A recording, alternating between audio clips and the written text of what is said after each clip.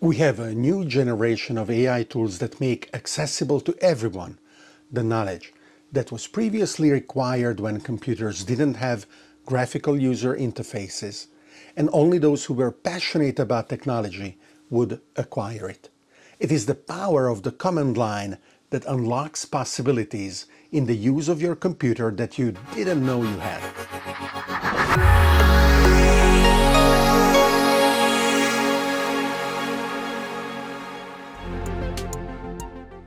Before Microsoft Windows and macOS popularized the more user-friendly graphical interface, personal computers had to be managed through character-based terminal windows with a series of operating system commands that you had to learn and were not intuitive at all. The desktop metaphor gives you a folder and you double-click to open it to see the files and eventual additional folders it contains.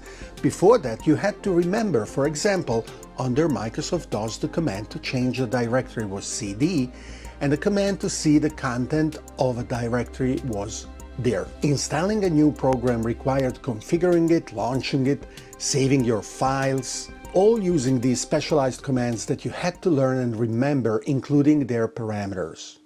This was a limiting factor in the diffusion of personal computers because, despite the benefits they would gain, many people simply didn't want to learn how to use the command line. The graphical user interfaces with the desktop metaphor made personal computers accessible to hundreds of millions and now billions of people. However, they also presented a singular approach on how computers should be used. So much so that very few successful applications dare to deviate from even something as simple as the way drop-down menus and the particular composition of the dialogues function. An example of an application that did make different choices is Adobe Photoshop.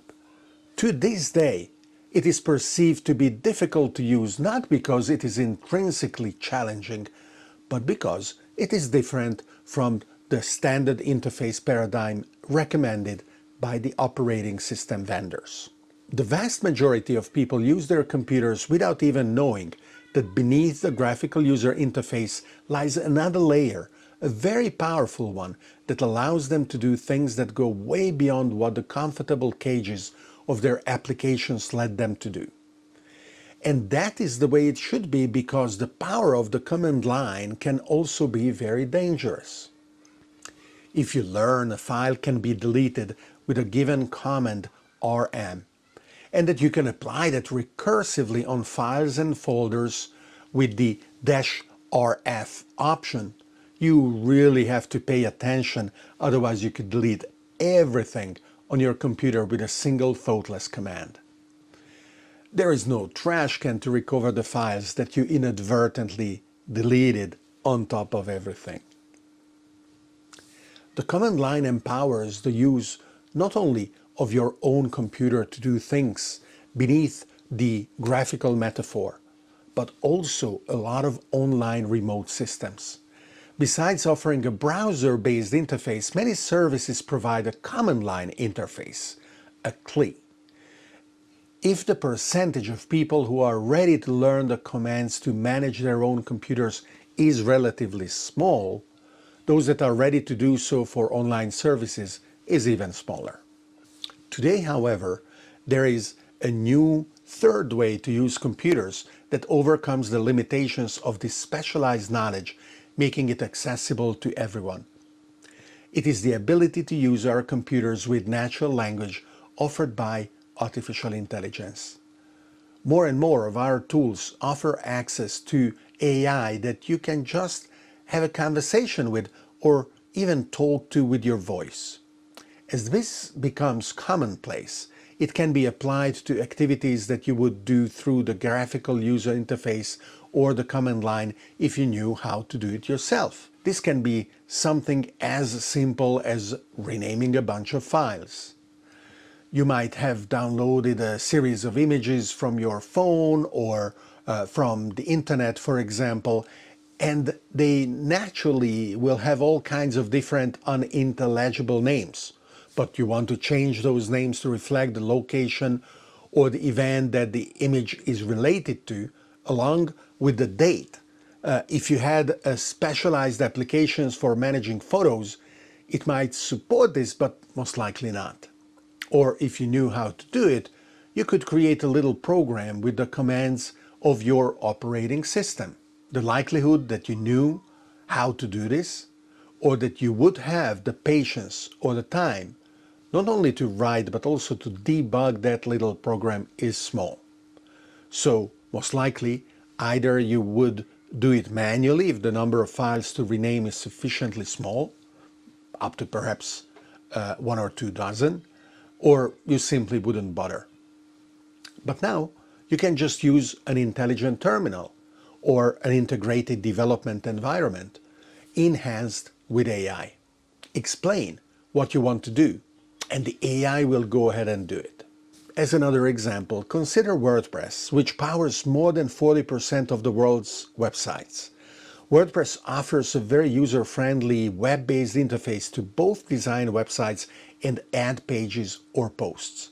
It is also very modular, with an amazingly large number of plugins that enhance and extend its functionality to the point that it can easily become too complex for someone who is not dedicated to managing it. Well, WordPress provides a command line interface to make any kind of changes you want on your website.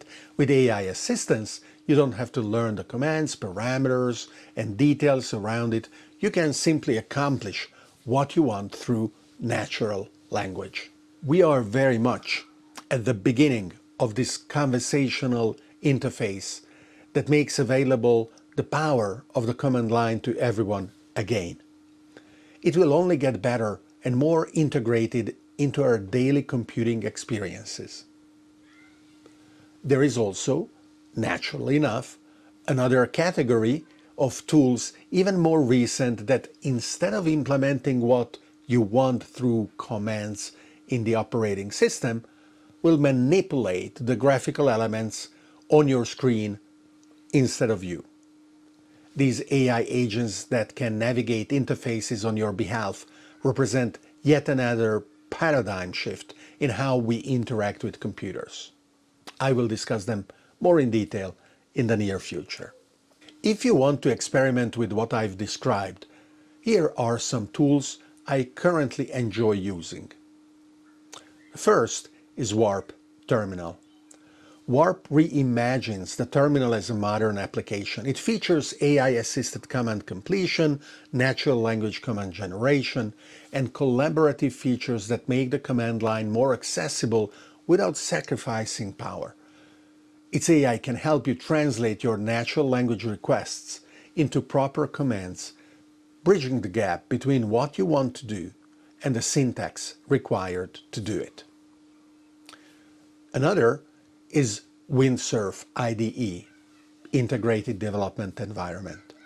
Windsurf combines traditional code editing capabilities with AI assistance that understands not just your code, but your intent. You can describe in plain language what you are trying to accomplish, and the AI will help generate, modify, or debug code accordingly. It's particularly useful for those times when you know what you want to achieve, but aren't sure how to implement it in code. Both of these tools do much more than what I've highlighted here. But even just experimenting with their AI-assisted features will give you a taste of this new paradigm of computer interaction. The power of the command line, once reserved for the technically inclined, is being democratized through natural language, opening up new possibilities for everyone.